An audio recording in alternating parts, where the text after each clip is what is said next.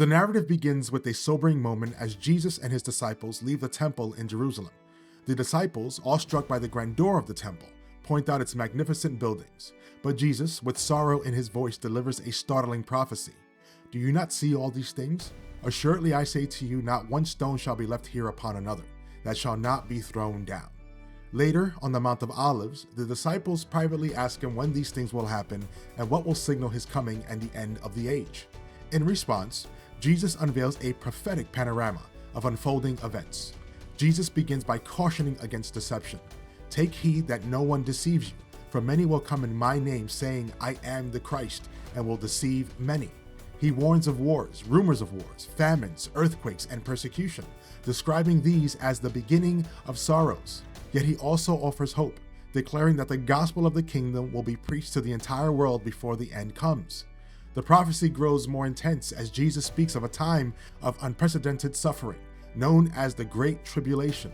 For then there will be great tribulation, such has not been seen since the beginning of the world until this time, no, nor ever shall be.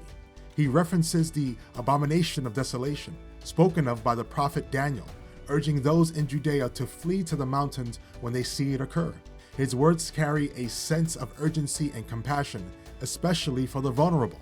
But pray that your flight may not be in the winter or on the Sabbath. Amidst the darkness of tribulation, Jesus points to a radiant hope, the certainty of his return. For as the lightning comes from the east and flashes to the west, so also will be the coming of the Son of Man be. He describes cosmic upheaval, the sun darkened, the moon no longer shining, stars falling from the sky. Then, in breathtaking glory, the sign of the Son of Man will appear in heaven, and all nations will see him, coming on the clouds with power and great glory. He will send his angels to gather his elect from the four corners of the earth. Jesus offers a parable to illustrate the nearness of his return. When its branch has already become tender and puts forth leaves, ye know that summer is near. In the same way, when the signs he foretells come to pass, his followers will know that his coming is near. Despite the vivid signs, Jesus emphasizes that no one, not the angels, not even the Son, knows the exact day or hour of his return, only the Father. Therefore, he calls his disciples to constant vigilance and readiness.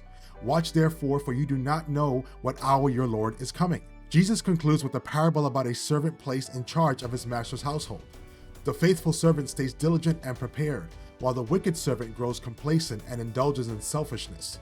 When the master returns unexpectedly, he rewards the faithful servant and punishes the wicked. This parable underscores the importance of living in obedience and faithfulness, knowing that the Lord's return could happen at any moment.